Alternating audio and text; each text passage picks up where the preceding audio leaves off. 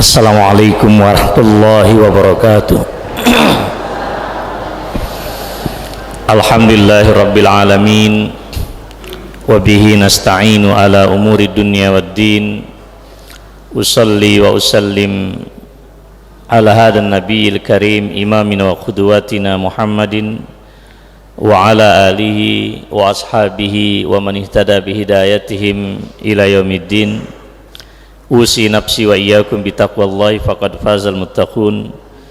Ya ayyuhallazina amanu taqullaha haqqa tuqatih wa la tamutunna illa wa antum muslimun.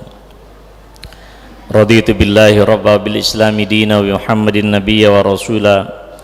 Asbahna ala fitratil islam wa ala kalimatil ikhlas wa ala dini nabiyyina Muhammadin sallallahu alaihi wasallam wa ala millati abina Ibrahim hanifan musliman wa ma kana minal musyrikin.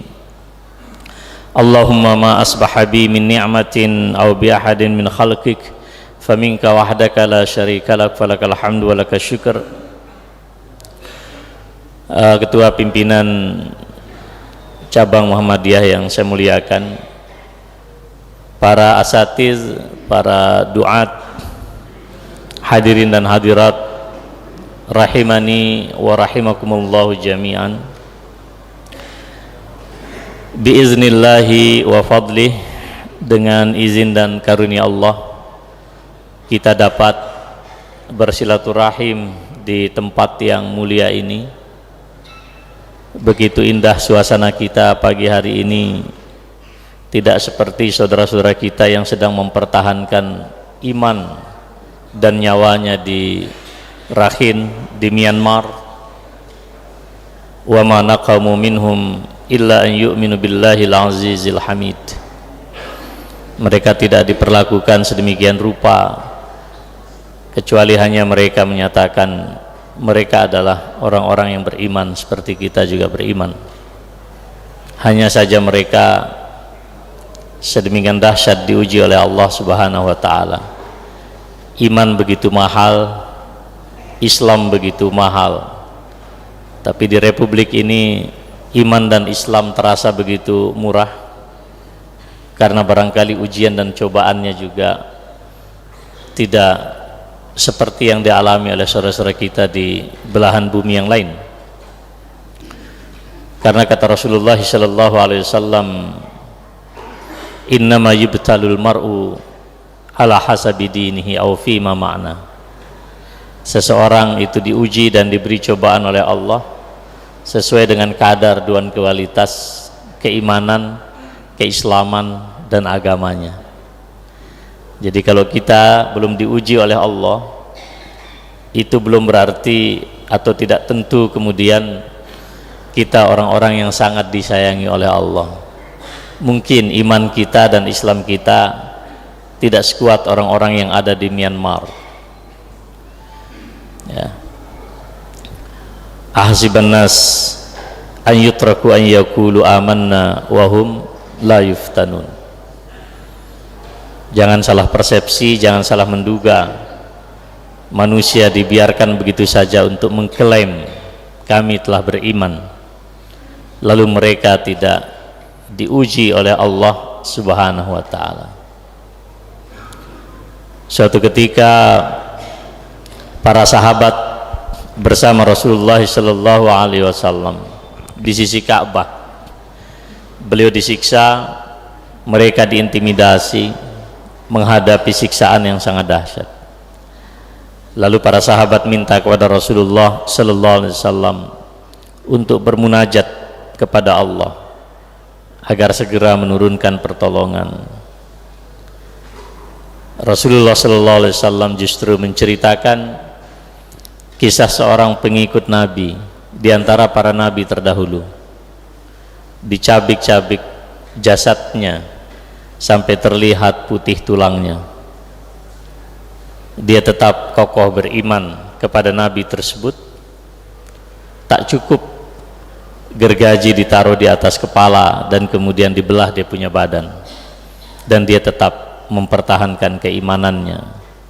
Walakinnakum qaumun tasta'jilun. Tetapi kalian wahai umatku adalah orang-orang yang tergesa-gesa, kesusu. Pingin masuk surga, kesusu. Pingin jadi pejabat, kesusu. Semuanya kesusu. Wudunya kesusu, sholatnya ya kesusu. Berjuang belum seberapa sudah pingin menang. Ya tidak bisa begitu. Ya saudara sekalian, Muhammadiyah kita ini perjuangannya belum tuntas. 108 tahun tidak ada apa-apanya jika dibandingkan perjuangan para nabi dan para rasul. Saya sering mengatakan kepada para jemaah kita, warga kita, yang dibutuhkan oleh warga Muhammadiyah, para pimpinan Muhammadiyah hari ini adalah hanya satu: istiqomah. Sufyan Ats-Tsauri, ada riwayat kepada Rasulullah sallallahu alaihi wasallam ditanya, "Qul li fil islami qawlan la as'alu anhu ba'daka ahadan." Qala qul amantu billahi tsumma istaqim. Jadi wahai Rasulullah, katakan kepada saya satu perkataan saja tentang Islam, satu perkataan yang komprehensif, tidak rumit, mudah, gampang. Nabi hanya menjawab, qul amantu billahi tsumma istaqim. Katakan, aku beriman pada Allah Subhanahu wa taala dan istiqomahlah di atas jalan keimanan ini. Ini yang penting. Saya ingin menyampaikan apa yang telah ditauladankan oleh pendiri Muhammadiyah ini.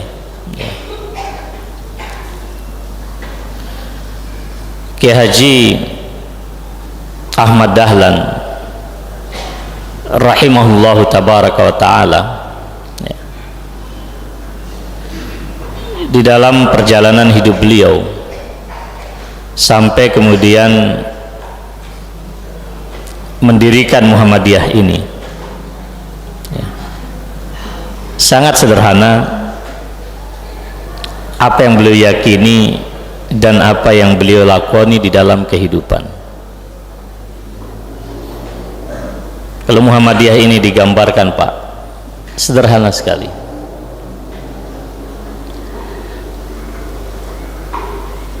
Pada kotak yang merah, Kiai Dahlan rahimahullah tabaraka wa ta'ala,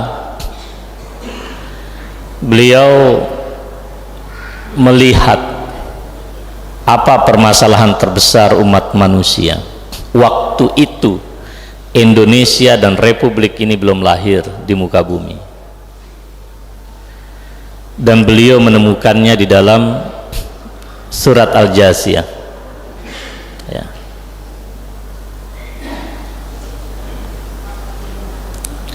Afara'aita man ittakhadha ilahahu hawa. Kata kuncinya adalah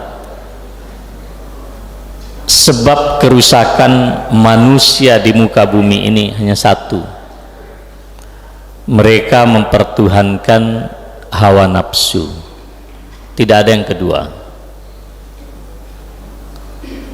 Kata beliau, mempertuhankan hawa nafsu itu manifestasi dan perwujudannya tiga. Satu, tidak mau berhukum dengan Al-Quran dan ajaran Rasulullah Sallallahu Alaihi Wasallam. Kedua, lebih mencintai selain Allah dan Rasulnya, meletakkan cinta selain Allah dan Rasulnya di atas daripada cinta kepada Allah dan Rasulnya. Dan yang ketiga, hidup di masyarakat yang kebiasaan, budaya dan tradisi sistem hidupnya bertentangan dengan Allah dan Rasulnya, tetapi tidak mau menunaikan amanah amar ma'ruf nahi mungkar. Itu yang direnungkan oleh Kyai Dahlan. Manusia mempertuhankan hawa nafsu. Dan saudara sekalian, kalau kita perhatikan di dalam surat Al-A'raf, ketika Allah Subhanahu wa ta'ala menyatakan, wa idh akhadha rabbuka min bani adama min zuhurihim dzurriyyatahum wa ashhadahum ala anfusihim alastu bi rabbikum qalu bala syahidna an taqulu yaumal qiyamati inna kunna an hadza ghafilin. Ketika kami ambil dari sulbi Adam, keturunan mereka kelak, lalu kemudian para ulama menyebutnya ini adalah alamul arwah atau alamuz zurriyah. Pada zaman yang kita tidak ketahui, Allah sudah mengambil saripati semua manusia dari sulbi Adam. Kita ini sudah diciptakan, walaupun kita belum ada di dalam rahim ibu-ibu kita. Dan pada saat itulah kemudian diambil sumpah dari semua ciptaan ini, alastu bi rabbikum, bukankah aku Tuhan yang menciptamu? Dan kita waktu itu ibu bapak di alam rohani itu, di alam arwah itu, di alam zuriyah itu menyatakan bala syahidna, ini sumpah kita, sumpah yang paling autentik, yang paling asli. Karena itulah kemudian di dalam surat Ar-Rum Allah Subhanahu wa ta'ala menyatakan, fa'aqim wajhaka lid-dini hanifa fitratallah allati fataran nas 'alaiha la tabdila li khalqillahi dzalikad dinul qayyim. Luruskan, hadapkan wajahmu untuk menegakkan fitrah Allah ini yang telah diberikan kepada kita secara lurus, nggak usah neko-neko, lurus. Fitrah yang lurus inilah yang dikatakan oleh Allah zalikad dinul qayyim, ini adalah din yang lurus. Maka di dalam Islam din itu hanya satu ini Pak, karena inilah fitrah kita. Ditegaskan oleh Rasulullah SAW dalam hadis yang sahih, ma min mauludin illa yuladu alal fitrah fa'abawahu yuhawidanihi aw yunassiranihi aw yumajjisanihi. Tidak ada anak yang terlahir dari rahim seorang ibu, siapapun ibu bapaknya, mau Yahudi, mau Nasrani, mau Katolik, mau Kanghucu, apapun, Buddha, Hindu, tapi yang terlahir dari rahim itu adalah berasaskan fitrah. Maka perlakuan kita sampai dia nanti usia balik sesuai dengan fitrah itu. Sampailah kemudian nanti kedua ibu bapaknya menjadikannya Yahudi, menjadikannya Nasrani, atau menjadikannya Majusi penyembah api. Mengapa tidak ada kata mengislamkannya? Tidak perlu. Mengapa? Karena Islam itu merupakan fitrah. Zalikad dinul qayyim. Dari mana kita ketahui? Dari apa yang dikatakan oleh Allah, innad dina indallahil Islam. Din bagi Allah Islam. Gitu. Maka Allah tegaskan lagi, wa man yabtaghi ghairal islami dina falan yuqbala minhu wa huwa fil akhirati minal khasirin. Yang mencari, yang menjadikan yang mengkonstruksi, yang membuat sesuatu selain Islam sebagai agama, tidak akan, lan itu tidak akan diterima sesuatu darinya, dari apa yang dia buat-buat, apa yang dia konstruksi, apa yang dia rekayasa sebagai din, sebagai agama, dan nanti di akhirat dia termasuk orang yang merugi. Jadi kalau saya menerjemahkan lakum dinukum waliyadin, bukan bagimu agamamu, bagiku agamaku, bukan begitu.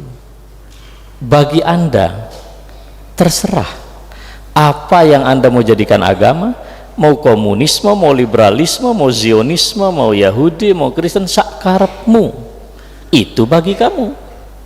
Nek bagiku Islam, itu loh. Karena itulah kemudian saudara sekalian, ketika ada orang, nah saya sebutkan dulu hadis, mengapa berani kita katakan kita ini aslinya adalah seperti tadi.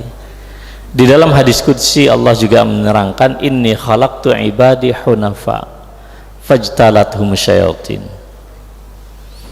Aku telah ciptakan hamba-hambaku semuanya secara universal dalam keadaan lurus, tidak ada yang belok-belok menyimpang. Di tengah jalan mereka kemudian didatangi oleh setan, dan terjadilah apa yang terjadi dalam penyimpangan. Maka dalam keyakinan kita, apa yang disebut penyimpangan, apa yang disebut dengan dosa, bukan sesuatu yang bersifat kodrati, tetapi adalah pilihan, dan dia bersifat insidental dalam hidup. Anda korupsi atau tidak korupsi, Anda tidak bisa mengatakan ini takdir Tuhan. Wong sampeyan tahu kok korupsi itu haram. Mencuri, berzina, mengkhianati suami istri, jangan buru-buru mengatakan itu takdir, itu pilihan. Dalam kerangka memilih, Allah sudah mengutus para nabi. Maka ketika Allah menyatakan laqad ba'atsna fi kulli ummatin rasulan an ya'budullaha wajtanibut taghut, dan sungguh telah kami utus pada setiap bangsa, setiap kaum, setiap umat seorang utusan Allah yang tugasnya itu adalah menjaga fitrah manusia ini. Apa itu? An ya'budullah, memurnikan penghambaan diri dan penyembahan semata kepada Allah. La ma'buda bihaqqin illallah, tidak ada sesuatu yang pantas disembah kecuali Allah. Kiai Dahlan sadar itu. Maka penyimpangan hidup manusia itu adalah porosnya cuma satu, melanggar apa yang disebut dengan tauhid. Dalam hal ini mereka mempertuhankan hawa nafsu. Mari kita pahami ini. Dari mana Kiai Dahlan itu melangkah? Nah, kemudian yang kedua, Kiai Dahlan bertanya, lah tadi kita fitrah, kan jelas sekali Bu, kita diciptakan dalam keadaan suci, lurus. Penyimpangan itu terjadi dalam rentang sejarah berikutnya. Lalu gimana, kata beliau, kalau manusia hidupnya menyimpang? Beliau ibaratkan ini orang yang sedang kehilangan fitrah, kesucian jiwa yang asli ini sedang lepas, ibarat burung disangkar di tangan, lepas. Pertanyaan beliau, mungkinkah manusia menemukan fitrah yang hilang itu? Beliaulah masuk kepada ayat yang kedua, qad aflaha man tazakka wa dzakara asma rabbih fasalla bal tu'thirunal hayatad dunya wal akhiratu khairum wa abqa. Mungkin, kata beliau, terjadinya perbuatan mempertuhankan diri sendiri, mempertuhankan harta, jabatan, dan dunia yang lain. Itulah kesyirikan, itulah kekotoran. mungkin kita bersihkan, kata beliau, dengan cara yang diisyaratkan oleh Allah, tazkiyatun nafsi. Jadi setelah tauhid, Kiai Dahlan itu mengajarkan kita tazkiyatun nafsi, mensucikan jiwa. Jiwa ini bisa kotor, ya kan? Jadi saudara sekalian, qad aflaha man zakkaha wa qad khaba man dassaha. Orang yang berbahagia yang selalu mensucikan jiwa, dan orang yang merugi adalah orang yang selalu mengotori jiwa. Rasulullah sallallahu alaihi wasallam, beliau juga mengajarkan kepada kita, tu'radul fitan 'alal qulub kal hasiri 'udan 'udan. Hati kita ini, kolbu kita, ibu bapak sekalian, 24 jam, kata Rasulullah sallallahu alaihi wasallam, terus ditampakkan dan dihadapkan pada berbagai macam fitnah, ujian dan cobaan. Kalau Anda ingin melihat bagaimana sistemik, bagaimana terstrukturnya ujian, fitnah dan cobaan ini, Anda perlihatkanlah tikar. Coba Anda lihat tikar. Tikar yang dibuat dari rajutan itu, daun itu rapih sekali, saling menyilang ke atas, ke bawah, ke kiri, ke kanan dan seterusnya. Rapih sekali. Kalau bisa kita katakan, kemana Anda menoleh dalam hidup, di situ ada fitnah. Bukan hanya kita ke pasar, kita ke kantor, ke masjid pun bisa terjadi fitnah. Iya kan? Fitnah ini sedemikian terstruktur, sedemikian sistematis, bahkan sistemik, kita tidak paham itu adalah fitnah. Hanya Rasulullah mengatakan, kolbu manusia yang larut di dalam fitnah itu akan berubah dari putih bening jernih menjadi hitam, dan kemudian dampaknya adalah tidak bisa membedakan mana yang mungkar, mana yang ma'ruf. Terjadi kekacauan perspektif, terjadi kerusakan paradigma dan cara berpikir. Sudah nggak paham. Ingin mengurangi angka penderita AIDS HIV, solusinya cuma satu, la taqrabuz zina. Lah kok yo ada yang bagi-bagi kondom, tahu dari mana? Manusia sudah mumet berpikir itu. Sekarang orang mengeluh berbagai macam hal. Bahkan terakhir kita mendengar informasi peredaran obat-obat oleh orang-orang yang memang tidak bertanggung jawab, sampai berdampak sedemikian dahsyat pada psikis dan kesehatan fisik. Tapi malah nggak dianggap apa-apa, nggak dianggap apa-apa.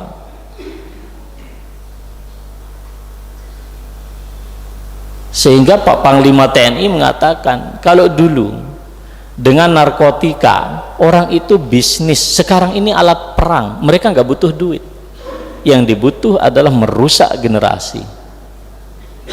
Tapi kita tidak menganggapnya apa-apa. Komunis ini ancaman bagi Pancasila, ancaman bagi Islam. Tapi ada orang yang mengingatkan tentang Pancasila, malah kemudian ditangkap.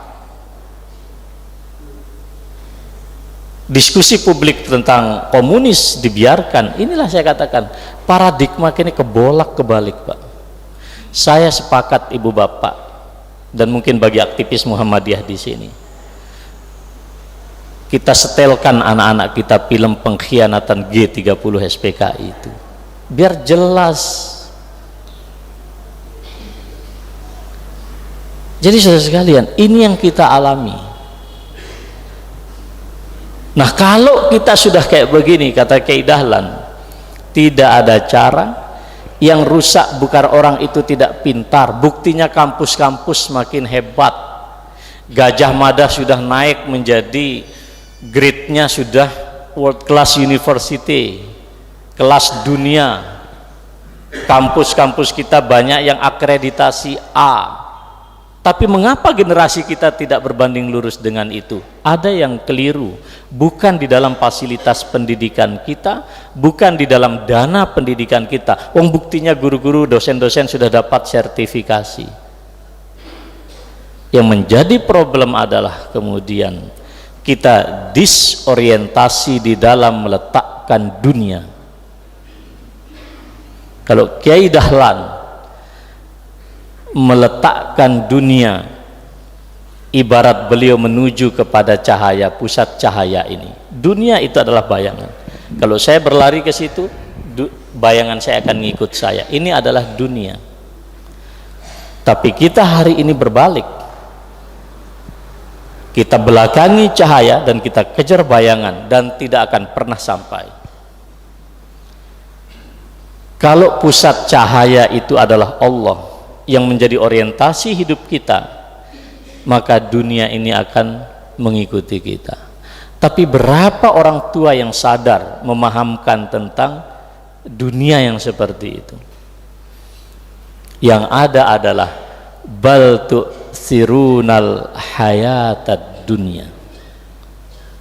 Maka Kiai Dahlan kemudian berpikir betul, bermuhasabah, sudahlah, mari kita sucikan jiwa ini. Seruan beliau apa? Seperti ayat itu sederhana. Qad aflaha man tazakka wa dzakara asma rabbih fasalla. Banyak berzikir, zikrullah, fasalla, memperbaiki kualitas sholat. Jadi saudara sekalian, kalau kita dalam keadaan selalu berzikir, tidak mungkin kita disorientasi, salah arah di dalam hidup. Mengapa? Allah mengatakan di dalam hadis qudsi, aku selalu bersama seorang hambaku yang selalu mengingatku dan berzikir tentangku. Itu janji Allah. Gimana sih kita berbicara tentang ma'iyatullah, kebersamaan Allah secara universal? Memang Allah membersamai semua ciptaannya, tetapi dalam konteks kebersamaan yang eksklusif, rahmat, kasih sayang, petunjuk Allah, hanya kita yang ada di dalam keimanan yang menerima itu. Berarti kalau kita mengklaim keimanan kita, kok kita disorientasi hidup, berarti Allah sedang tidak bersama kita. Kalau kita mengklaim kita berzikir tapi hidup kita salah arah, besar kemungkinan zikir kita yang bermasalah. Bahkan kata Allah Subhanahu wa ta'ala, orang yang banyak mendekatkan diri kepada Allah, pada akhirnya di dalam hadis qudsi Allah menjanjikan kita, aku akan menjadi mata yang dengannya ia melihat, aku akan menjadi telinga yang dengannya dia mendengar, aku menjadi tangan yang dengannya dia menyentuh, dan aku menjadi kaki yang dengannya dia berjalan. Allah hadir di dalam keseluruhan hidup kita. Mata memandang, telinga mendengar, tangan menggerakkan WhatsApp, Facebook, kaki mau berjalan ke masjid atau ke alun-alun.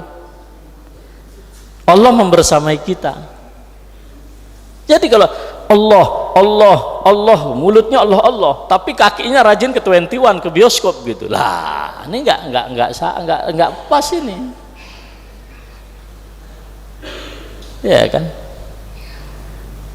Sampai masalah sholat pun Rasulullah mengingatkan kita dalam satu doa. Allahumma inni a'udzubika min khusyu'in nifaq. Ya Allah, aku berlindung kepadamu dari khusyuk kemunafikan. Wakila, dan dikatakan kepada beliau, wa ma khusyu'un nifaq ya Rasulullah, apa khusyuk kemunafikan wahai Rasulullah? Qal khusyu'ul badan wa nifaqul qalbi. Badannya kalau takbir Allahu Akbar terlihat khusyuk. Kalau ada nyamuk aja bergerak, nggak beranjak dia, saking hebatnya gerakan, tapi kolbunya menyimpan kebusukan.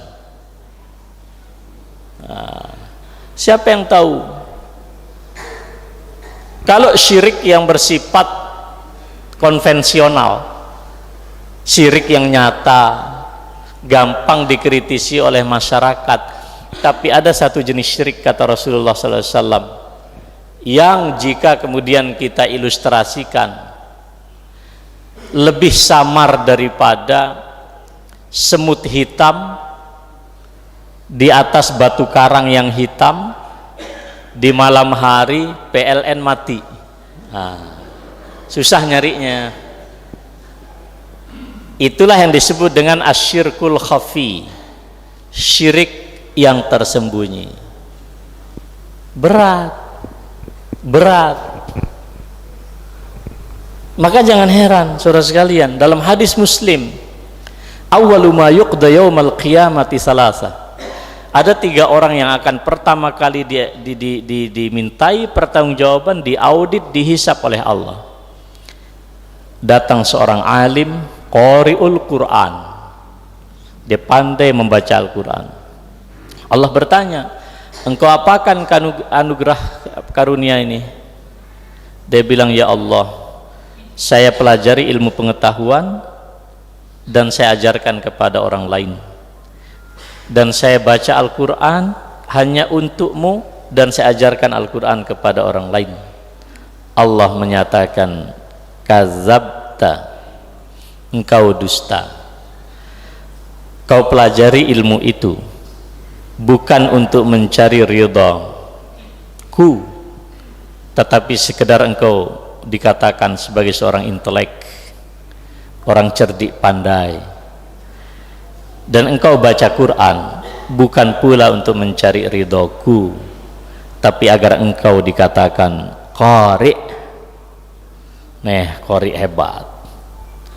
Dibanting oleh Allah, diperintahkan kepada malaikat, dicampakkan ke neraka. Yang kedua, seorang mujahid. Engkau apakan anugerah hidup? Ya Allah, sungguh aku gunakan anugerah hidup ini untuk berjuang di jalanmu hatta ustushhidtu, sampai aku mati syahid. Kadzabta, engkau dusta.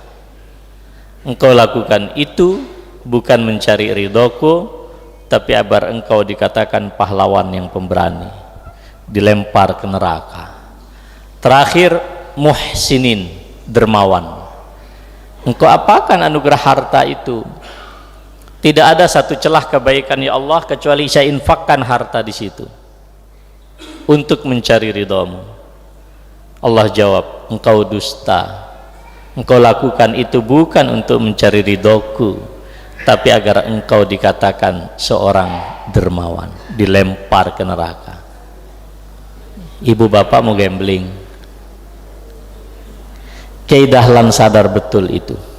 Jebakan-jebakan syahwat ini Kiai Dahlan paham betul, harus disucikan, harus disucikan.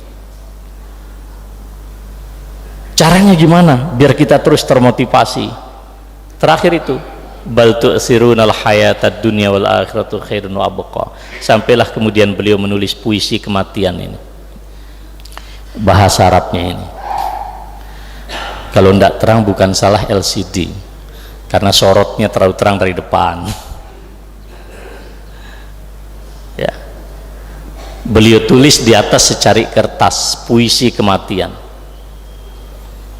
Hai Dahlan, sungguh bahaya yang menyusahkan itu lebih besar, dan perkara-perkara yang mengejutkan ada di hadapanmu, dan pasti kau akan menemui kenyataan yang demikian, entah dengan selamat ataupun dengan binasa.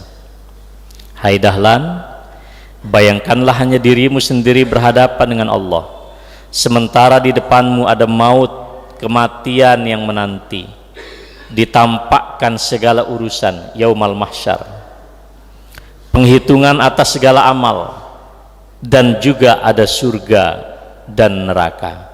Dan renungkanlah apa-apa yang mendekatimu dari sesuatu yang ada di hadapanmu, yaitu kematian, dan tinggalkanlah dari dirimu selain itu.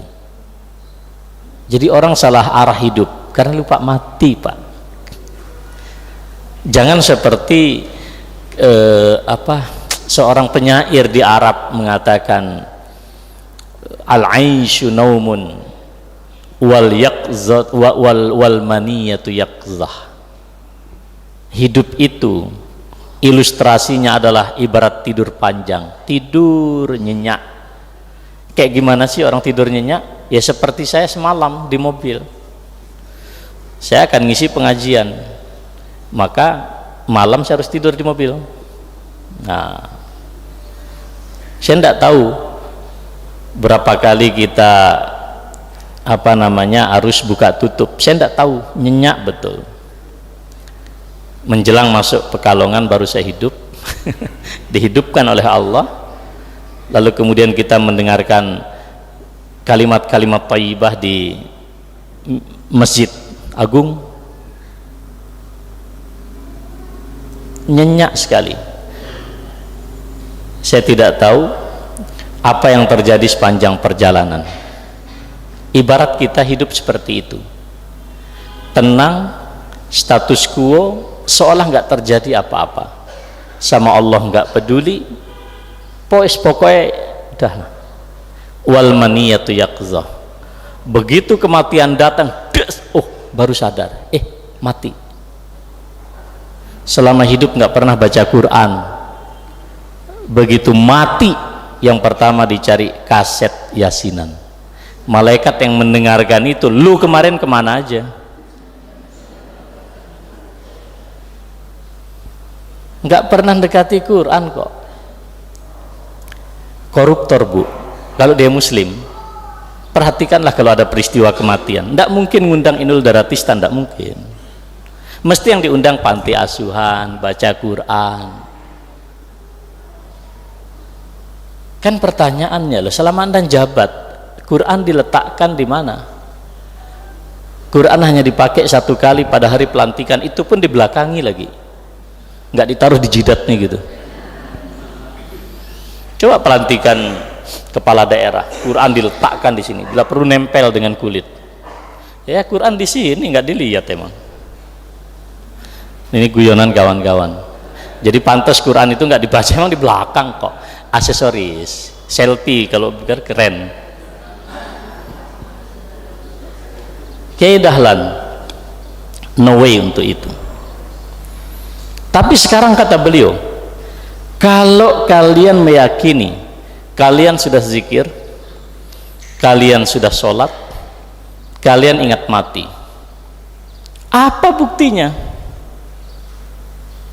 Kalau kalian masih terjebak dengan kecintaan dunia, ya, alhaakumut takatsur, kalian dilalaikan dengan berlomba-lomba menumpuk harta dunia, tidak ada makna kesucian kalian, dan kalian tidak ada bedanya dengan orang Konghucu, tidak ada bedanya dengan orang-orang Nasrani, tidak ada bedanya dengan agama-agama lain, karena mereka pun juga mengklaim kesucian diri. Tidak, kata beliau. Buktikan jiwa kalian sudah suci, bahwa kalian ingat kematian, masuklah kepada yang ketiga, harus berkorban. Nah, bagi yang sudah nonton filmnya Ahmad Dahlan kelihatan semua perhiasan beliau yang menempel di kulit, Pak, dilepas untuk menghidupi sekolah. Memang dilakoni betul. Selama Anda tidak berani menginfakkan harta di jalan Allah, udahlah, nggak usah. Itulah yang melahirkan surat inspiratif yang ketiga dalam diri dan sejarah beliau, Ara'aital-ladzi yukazzibu biddin. Jelas sekali gambaran dan paradigma Kiai Dahlan, jelas sekali dari mana mau kemana, jelas. Maka beliau di sini, lalu di mana terletak al-asr? Wal asri innal insana lafi khusrin illal ladzina amanu wa amilus solihat wa tawasaw bil haqq wa tawasaw bis sabr. Adanya ada di dalam kerangka hidupnya yang besar. hidup ini terbatas, semua manusia merugi. Maka saya jadikan di sini ada 4, persegi 4, al-asr. Dulu tahun 70, 60 ke sana, mungkin 80-an awal juga, anak-anak di Muhammadiyah selalu saja diajarkan untuk membaca wal asri. Waktu kita pendek. Mengapa ini penting? Perhatikan riwayat Ibnu Mas'ud, ya. Rasulullah mengatakan ajal manusia itu, ini garis hitam ini, ya, baca riwayatnya dulu. Dari Ibnu Mas'ud radhiyallahu ta'ala anhu dalam hadis Bukhari, membuat segi 4. Ini segi 4, garis hitam, ya. Kemudian membuat garis panjang hingga keluar dari persegi tersebut. Ini dia yang biru keluar, ya. Kemudian garis-garis kecil dari samping menuju ke tengah, yang merah, yang ini ke sini. Lalu kata beliau, ya, yang garis hitam ini ajal manusia. Garis yang masuk ke arah dalam ini adalah musibah, peristiwa apapun yang tidak disukai oleh manusia dan pasti akan menemui manusia. Jika hari ini selamat, mungkin besok. Jika besok luput, mungkin lusa. Setiap hari arah panah menuju kita. Tapi kalau berbicara yang biru ini, hasrat, obsesi, syahwat manusia bisa merencanakan dunia melampaui daripada masa ajal yang ditentukan oleh Allah. Anda berpikir hari ini punya satu Merapi, emas sebesar gunung Merapi, selesai tidak masalah? Tidak. Dia akan cari emas sebesar Merapi yang kedua. Kalau dapat yang kedua, selesai? Tidak. Dia akan cari yang ketiga. Kapan berakhir? Di liang lahat, kalau mulut sudah penuh dengan tanah yang kita timbunkan kepada dia. Maka coba, setelah mencapai 1 ingin mencapai 2, setelah mencapai 2 ingin mencapai 3, bahkan melintasi batas ajal. Cita-cita hidup saya 100 tahun yang akan datang, ya bagus saja, tapi tolong dong baca hadis ini. Indonesia menjual sumber daya alamnya kadang untuk 100 tahun. Freeport itu Pak kan zaman bukan sekarang Pak. Mati Pak Karno, Freeport masih digadekan di orang lain. Mati Pak Harto, Freeport masih di orang lain, ya kan? Mati Gus Dur, Freeport masih di orang lain. Sampai kapan? Padahal umur pemerintahan itu hanya 10 tahun, tapi kok ya berani sumber daya alam ini sampai sekian puluh tahun ke depan. Siapa yang bertanggung jawab? Ini contoh. Memang betul ada ibarat yang mengatakan hiduplah di dunia seolah engkau akan kekal, ya kan?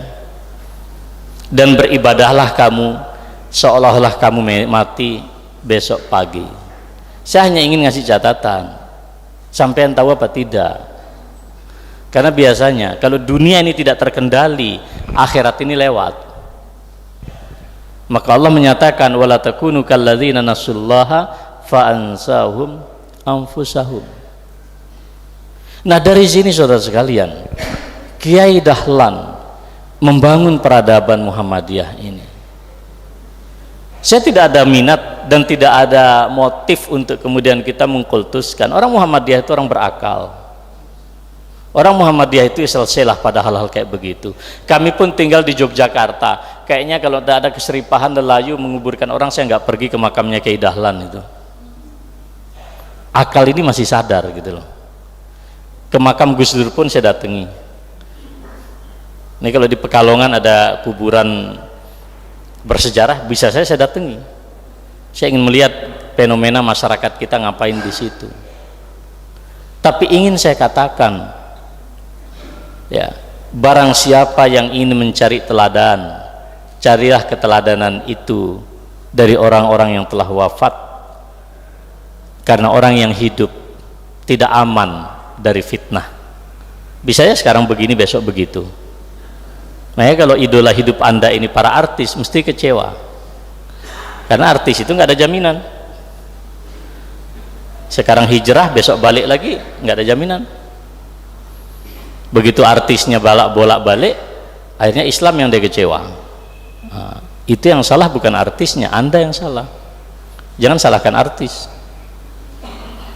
Jadi sekalian, spirit ini, ruhiyah ini yang harus kita pertahankan di dalam kehidupan kita. Makanya saya katakan kalau apa gambaran kayak begini gampang sekali itu. Ya. Dan ini alhamdulillah sampai sekarang ini luar biasa. Rohingya itu dahsyat, Bu. PWM Jawa Timur hanya 3 hari sudah tembus 4 miliar instruksi PWM infak. Mula-mula hari pertama kami koordinasi di kantor PP itu hanya 1,3 laporan. Setelah itu seluruh masjid Indonesia di Muhammadiyah diminta untuk mengumpulkan infak. Kalau masjid Muhammadiyah di sini belum, berarti masih punya utang. Udah, alhamdulillah aman Pak, nggak ditanya mungkar nakir besok. Itu alhamdulillah langsung ketemu di angka, itu di luar Jawa Timur loh Pak, ketemu di angka tembus 4 miliar. Kalau digabung dengan Jawa Timur itu hampir 10 M. Tadhiyahnya orang Muhammadiyah ini insya Allah, spirit berkorban ini dahsyat. Yang saya ingatkan adalah pada aspek tazkiyah dan tauhid, jangan sampai lepas, karena ini adalah asas kita. Kalau kita investasi sampai sekian miliar untuk Myanmar tapi nawaitunya keliru, waduh, itu nanti seperti surat Al-Kahfi di bagian akhir, qul hal nabiyukum bil akhsarina a'mala alladzina dhalla sa'yuhum fil hayatid dunya wa hum yahsabuna annahum yuhsinuna sun'a. Kita merasa berprestasi di dunia, tapi ternyata di hadapan Allah faja'alnahu haba'an mansura, terhambur begitu saja. Kenapa? Asasnya yang tidak kuat. Nah, saudara sekalian yang saya muliakan, ini sengaja saya sampaikan di awal untuk sampai kepada apa yang sesungguhnya saya ingin sampaikan. Muhammadiyah sebagai gerakan dakwah amar ma'ruf nahi mungkar tidak perlu saya uraikan di sini. Muhammadiyah adalah gerakan Islam, ya, bukan gerakan sekular, bukan gerakan yang memisahkan antara dunia dan akhirat. Maka konsep ibadah di Muhammadiyah adalah persis seperti apa yang digambarkan oleh Imam Ibnu Taimiyah, kullu ma yuhibbuhullah wa yardah. Apapun yang kita lakukan dalam kerangka cinta Allah dan ridha Allah, itulah ibadah. Di Muhammadiyah ini, yang cleaning service dengan aktivitasnya membersihkan, yang kepala sekolah dengan aktivitasnya memanage sekolah, yang rektor dengan keterampilannya memimpin perguruan tinggi, yang direktur PKU dengan keterampilannya memanage rumah sakit kita dan seluruh amal usaha kita, semuanya adalah dalam kerangka itu. Maka pidato PP Muhammadiyah pada tahun 1958 mengatakan, kalau Muhammadiyah mendirikan lembaga pendidikan bukan karena Muhammadiyah yayasan pendidikan. Kalau Muhammadiyah mendirikan panti asuhan, panti jompo, bukan karena Muhammadiyah yayasan sosial.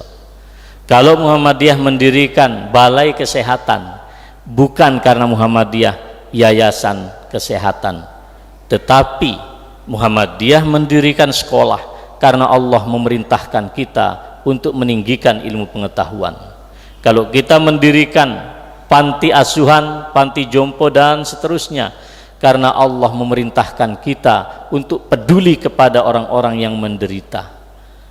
Kalau kita mendirikan balai kesehatan, karena kita sebagai orang-orang beriman harus kuat, karena Rasulullah menyatakan al-mu'minul qawiyyu khairun wa ahabbu ilallahi minal mu'minid dhaif. Sama sekali tidak ada duniawi di situ. Sekarang kita muhasabah. Sekolah kita, panti kita, ya kan, PKU kita, balai kesehatan kita, dan seterusnya, unit amal usaha di Muhammadiyah. Sudahkah kita arahkan semuanya itu sebagaimana Kiai Dahlan juga mengarahkannya? Dan kita harus berani berkeyakinan bahwa apa yang kita lakukan di dunia ini, wabil khusus di dalam menggerakkan berbagai macam amal kebaikan di unit-unit usaha Muhammadiyah, menjadi sebab Allah memasukkan kita ke dalam surga. Jangan sampai keliru. Udah capek-capek ngopeni amal usaha, endingnya kalau nggak di surga kasihan banget. Di dunia sudah capek, di akhirat ke sana. Kalau ke sana biar Ahok aja lah. Ya, wa ashabuhu. Kalau kita harus yakin, Pak. Kita berkeyakinan apa yang kita lakukan, apapun, Bu, ibadah semuanya. Jadi jangan pernah merasa saya ini kan dokter, apa hubungannya dengan surga, dengan akhirat? Ini tauhid Anda yang perlu diluruskan. Saya kan ahli fisika, saya ahli kimia, nggak ada urusan dengan tauhid. Anda keliru. Semua ciptaan Allah itu ada dalam kerangka tauhid. Kalau Anda lihat, ya, saudara sekalian, mari kita perhatikan ini biar kita ini tidak keliru jalan. Ya. Di dalam keyakinan kita, relasi antara Allah Subhanahu wa Ta'ala, ya kan, Allah Subhanahu wa Ta'ala, manusia dan ciptaan, semuanya adalah dalam kerangka bertauhid, bertasbih, dan beribadah kepada Allah Subhanahu wa Ta'ala. Saya ingin sampaikan relasi yang apa namanya, yang sedemikian dahsyat. Ya. Ya.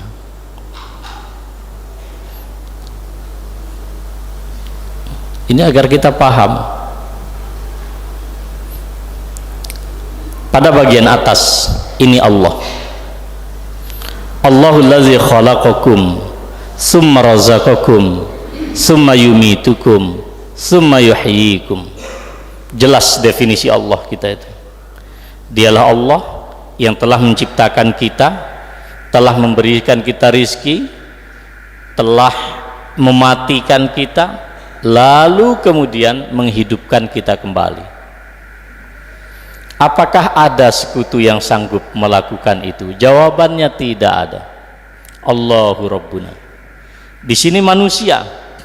Laqad khalaqnal insana fi ahsani taqwim. Sempurna kita, indah kita, hubungan kita dengan Allah. Wa ma khalaqtul jinna wal insa illa liya'budun. Di sini alam semesta. Mari perhatikan. Di sini ada kedokteran, di sini ada fisika, di sini ada matematika. Di sini ada ilmu tentang alam semesta, astronomi, ada ilmu oceanologi, ada vulkanologi. Mari kita baca di dalam surat Al-Luqman ayat 20. Alam tarau annallaha sakhara lakum ma fis samawati wa ma fil ard wa asbagha alaikum ni'amahu zahiratan wa batinah wa minan nasi man yujadilu fillahi bighairi ilmin wala hudan wala kitabim munir. Allah kemudian tundukkan semua apa yang ada di atas, di langit dan di bumi. Sebagai apa? Infrastruktur dan fasilitas kita berbuat taat dan patuh kepada Allah. Jelas sekali posisi semesta ini. Hubungannya bagaimana dengan Allah? Tusabbihu lahus samawati sab'u wal ardu wa man fihin wa in min syai'in illa yusabbihu bihamdih. Langit yang 7 dan bumi dan siapapun yang ada di dalamnya Kata Allah, dan sungguh tidak ada sesuatu di langit dan di bumi kecuali bertasbih kepada Allah. Bahkan segelas teh ini pun juga bertasbih kepada Allah. Maka karena benda semesta ini semuanya bertasbih, ya, wa ma min dabbatin fil ardi wala ta'irin yatiru bi janahihi illa umamun amsalikum.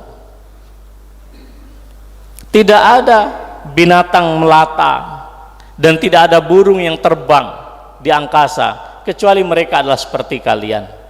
Maka hubungan kita dengan mereka adalah ya qaumi abudullah, Allah yang kita sembah. Malakum min ilahin ghairuh. Gelas ini bukan Tuhan buat Anda, jabatan bukan Tuhan buat Anda, harta bukan Tuhan buat Anda. Tidak ada selain Allah yang menjadi sesembahan kita. Huwa ansha'akum minal ardi. Dia ciptakan kalian dari bumi, wasta'marakum fiha. Tugas kita adalah memajukan, memakmurkan bumi. Jadi saudara sekalian, Rasulullah mengatakan kalau ada orang membunuh binatang tanpa sebab yang bisa dipertanggungjawabkan di depan Allah pun akan dimintai pertanggungjawaban oleh Allah. Jangankan melakukan tindakan biadab seperti di Myanmar, Anda membunuh burung tanpa jelas yang bisa, tanpa alasan yang bisa Anda jelaskan, akan dimintai pertanggungjawaban oleh Allah. Binatang luar biasa, Bu, punya hak, bukan hanya hak asasi manusia, hewan pun dipelihara. Coba Anda lihat, kemarin kita Idul Adha, kita punya adab kepada kambing-kambing itu, kepada unta, kepada sapi. Tajamkan pisau, hadapkan dia ke Ka'bah, kawan-kawan yang lain jangan melihatnya, posisinya di sini, bacakan bismillahi Allahu Akbar. Ada adab kepada hewan. Kepada binatang sembelihan kita beradab. Loh, kok manusia di Myanmar diperlakukan seperti itu? Jadi kalau Myanmar tidak menggerakkan hati Anda saudara sekalian, saya sangat yakin bukan wawasan Anda yang kurang, imanmu yang bermasalah. Innamal mu'minuna ikhwatun. Masalul mu'minina kal jasadil wahid idza ishtaka minhu udwun tada'alahu sa'irul jasad bisahari wal huma. Itu psikologi orang muslim, satu disakiti kita merasa, meskipun kita tidak perlu kemudian sampai melakukan kerusakan, tidak ada hubungannya. Di sana orang Buddha, lalu orang Buddha di sini disakiti, tidak perlu sampai ke situ. Apa yang bisa kita lakukan? Berjuang di sana tidak mudah, ya. Muhammadiyah menjadi ketua yang ditentukan oleh Pak Jokowi untuk melakukan aksi kemanusiaan. Muhammadiyah menjadi pimpinannya di situ, di lapangan. Itu pun masuk, Pak, masih sembunyi-sembunyi. Sampai kemudian kemarin relawan diberikan tata cara, kalau sholat jangan sampai terlihat Anda Allahu Akbar. Karena apa? Ditembak. Dahsyat, Pak. Kita di sini hanya diminta bangun pagi susah. Orang di Myanmar Allahu Akbar tembak nyawanya. Coba indahnya republik ini, coba sampai iman pun kita nggak tahu kapan hilangnya itu. Ya saudara sekalian yang saya muliakan, ini jelas sekali. Maka Muhammadiyah itu urusannya di situ, raih akhirat, majukan dunia. Jangan majukan dunia, akhirat lepas, bukan kayak begitu. Akhirat di tangan, dunia pegang. Itulah yang diminta oleh Allah. Wabtaghi fima ataqal darul akhirah. Orientasi terjauh kita akhirat. Wala tansa nasibaka minad dunya. Insyaallah lah, Pak, di Muhammadiyah kita ini perkara ini sedemikian tertata, sistem kita ini sedemikian bagus, tinggal kita istiqomah tadi, tauhid dan kesucian jiwa itu. Maka saya katakan dalam konteks ajaran ini, saya menyerukan kepada kita tidak perlu kemudian kita meragukan atau bimbang. Kalau kita bicara mengatakan manhaj, jalan kehidupan, metode kehidupan, maka saya pun sangat yakin bahwa metode yang digariskan, jalan kehidupan yang digariskan di persyarikatan ini, insya Allah sama sekali tidak keluar dari apa yang digariskan oleh Allah Subhanahu wa taala, wa anna hadza sirati mustaqiman fattabi'uh wa la tattabi'us subul fatafarraqa bikum an sabili. Ikuti jalanku yang lurus. Rasulullah sallallahu alaihi wasallam menyatakan, ketika Allah mengatakan itu, beliau kemudian membuat garis. Ketika membaca Al-Maidah 153, As-Sirat, ini adalah jalan Allah yang lurus, hadza sabilullah. Kemudian ada garis yang ke kiri dan ke kanan. Lalu kemudian Rasulullah mengatakan, garis-garis yang menyimpang ke kiri dan ke kanan, ini adalah jalan yang bercerai-berai, dan tidak ada jalan itu kecuali ada setan yang menyeru ke situ. Istiqomah bermuhammadiyah yang saya maksud adalah kita lurus minad dunya ilal jannah, kira-kira begitu. Sekarang kita berada di Pekalongan. Sebagian bapak-bapak kita, senior-senior kita, salafus soleh kita sudah mendahului kita. Pertaruhan kita di sini, Pak Ketua Cabang. Berat jadi orang Muhammadiyah itu. Ya kayak begini. Maka saudara sekalian yang saya muliakan, kalau membaca ayat Allah Subhanahu wa taala, ya. Di sini mungkin terlalu akademis kalau saya sampaikan satu-satu manhaj itu ya. Kita ambil dari apa yang dikatakan oleh Allah Subhanahu wa taala, "Walikullin ja'alna minkum syir'atan wa minhaja." Ada minhaj, ada syir'ah.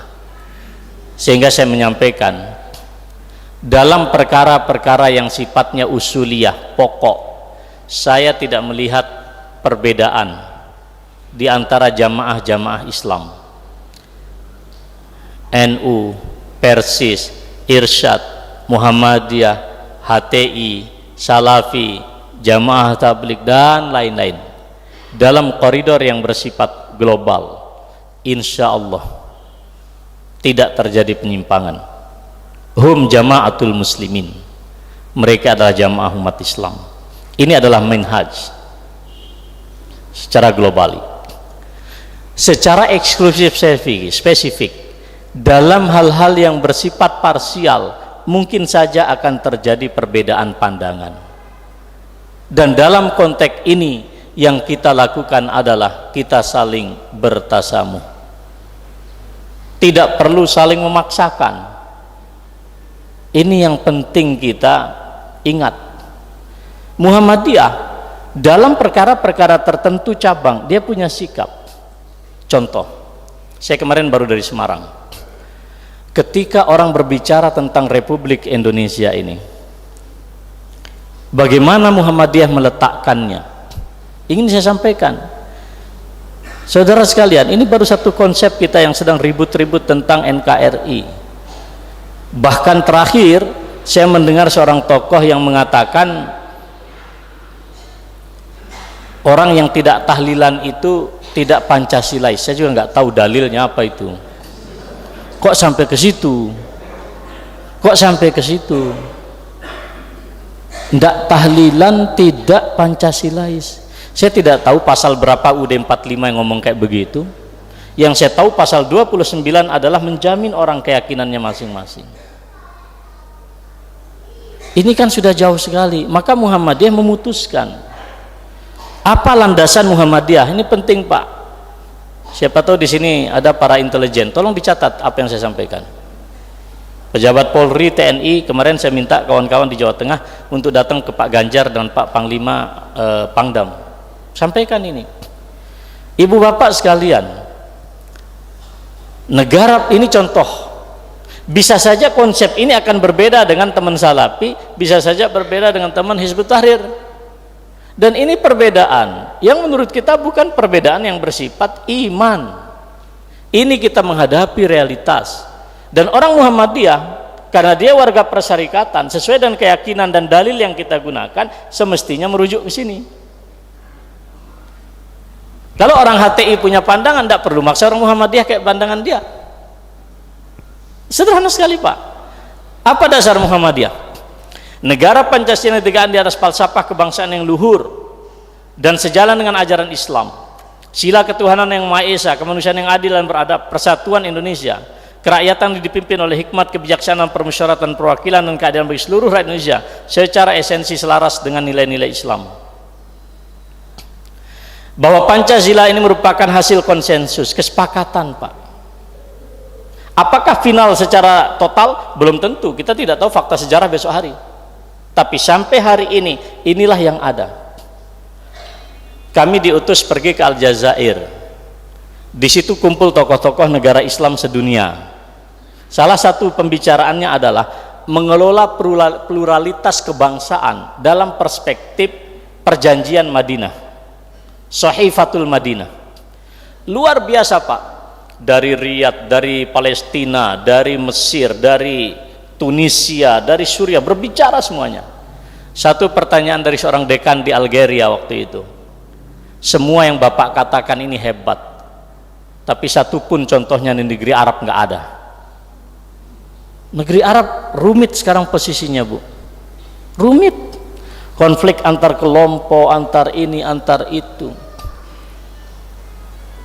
Sampai setelah itu ada lagi pertemuan di mana ini, di Kolombo. Saya juga datang di Kolombo. Pejabat Kementerian Agama Arab Saudi minta betul Muhammadiyah ini saatnya sekarang memberikan cara pandang kepada umat Islam di luar Indonesia. Itu yang minta Profesor Dr. Abdul Aziz Al-Ammar. Saat ini, dulu beliau mantan wakil menteri urusan agama di Arab Saudi, Syu'un ad-Diniyah. Sekarang beliau menjadi mustasyar. Beliau Dewan Penasehat Menteri Agama saat ini.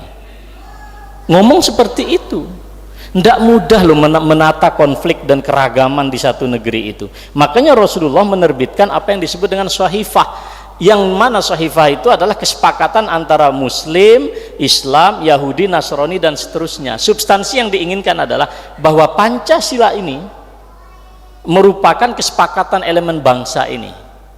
Maka Kiai Bagus Hadikusumo sebagai Muslim, kata beliau, tidak mungkin saya meletakkan dasar negara ini di luar Islam.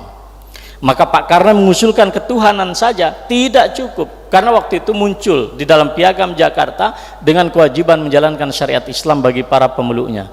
Sebagian orang tidak setuju. Oke, kalau memang tidak setuju dengan itu, maka tidak ada kata lain bahwa ketuhanan di situ adalah At-Tauhid, yang Maha Esa. Yang dalil Qur'annya adalah Qul huwallahu ahad, yang kalau kita definisikan adalah ifradullah bil ibadah.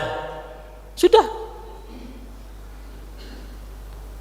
Jadi hanya menyatukan Allah sebagai orientasi penghambaan diri kita, nggak ada yang lain. Ini keyakinan kita. Pancasila bukan agama. Dalam keyakinan Muhammadiyah, Pancasila bukan agama, tetapi substansinya mengandung dan sejalan dengan nilai-nilai ajaran Islam. Dengan demikian dapat dinyatakan bahwa Pancasila itu Islami karena substansi pada setiap silanya selaras dengan nilai-nilai ajaran Islam. Kalau memang sudah demikian, tugas kita adalah bagaimana menunjukkan kepada dunia bahwa Islam di Indonesia ini menjadi rahmat. Kalau kita ingin menunjukkan, ini loh Islam bisa membuat perguruan tinggi, tunjukkan di Indonesia. Ini loh Islam bisa menghormati orang-orang non-muslim yang minoritas, tunjukkan Islam. Kita tidak seperti orang-orang di Myanmar. Kita tidak seperti orang-orang yang dimana membunuh manusia. Mengapa? Karena Islam memberikan kita spirit untuk menghormati orang yang berbeda dengan kita. Anda lihat sekarang, ya Allah, di Yaman, naik lagi di Suriah, naik lagi Palestina, geser lagi Mesir, Afrika, turun lagi ke Afghanistan, Pakistan. Ya Allah, tiap hari isinya darah Bu, tiap hari. Tidak ada hari kecuali orang itu mati dibunuh. Kenapa?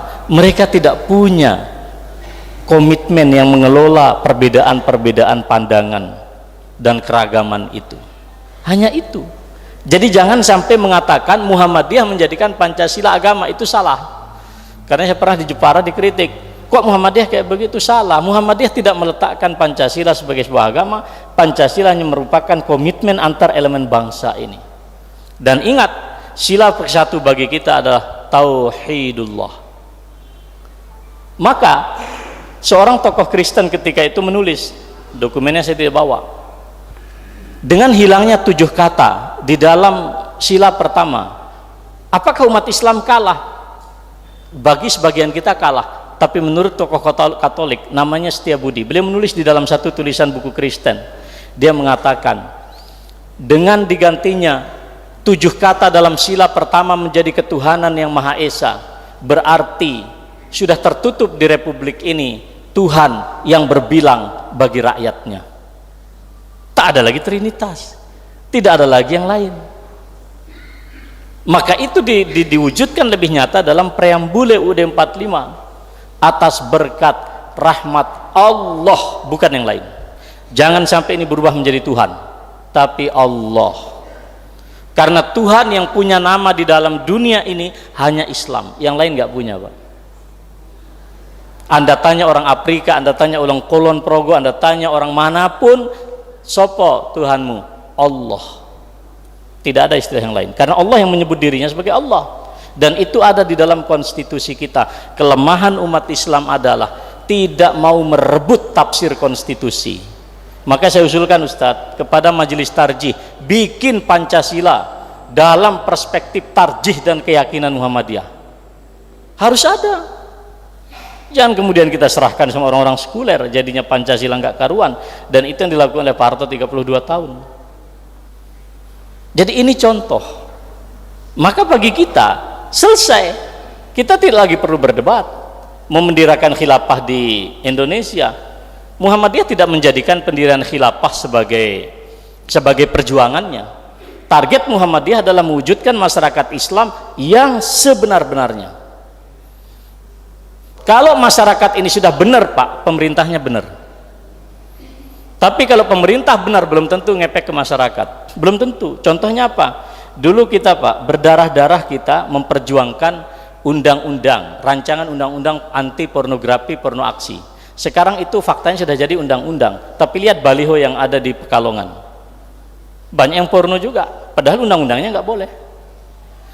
Dan kita merasa tidak ada yang salah. Mengapa? Karena masyarakat, polisi, jaksa, hakim, semuanya nggak terdidik dengan baik. Tugas Muhammadiyah melakukan itu. Gitu loh, Pak. Jadi sekali lagi saya katakan, ini yang ada di dalam keyakinan kita. Dan apakah ini keliru? Tidak. Ya.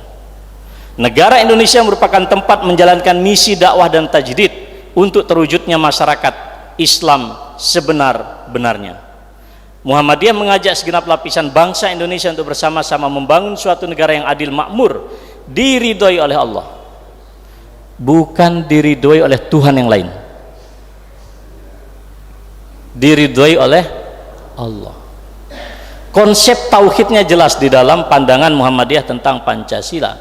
Oleh karena itu saudara sekalian, cinta tanah air bagi kita itu bukan cinta seketika.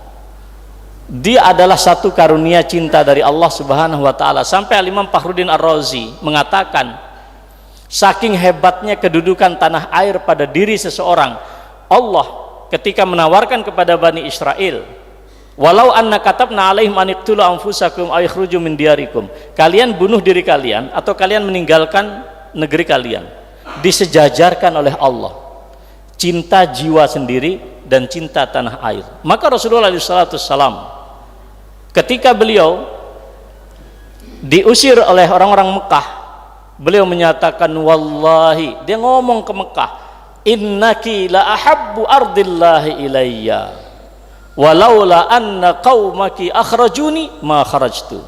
Wahai Mekah, kau ini adalah bumi Allah yang paling aku cintai. Kalaulah pendudukmu tidak mengusirku dari Mekah, aku tidak akan meninggalkan Mekah. Kurang apa Nabi? Saya tidak perlu mengatakan hubul waton minal iman karena hadisnya bermasalah. Tidak usah saya sebut itu. Cukup saja yang sahih-sahih kita gunakan. Sikap kita kepada negeri kita bukan sikap politik, tapi memang ajaran di dalam Al-Quran seperti itu.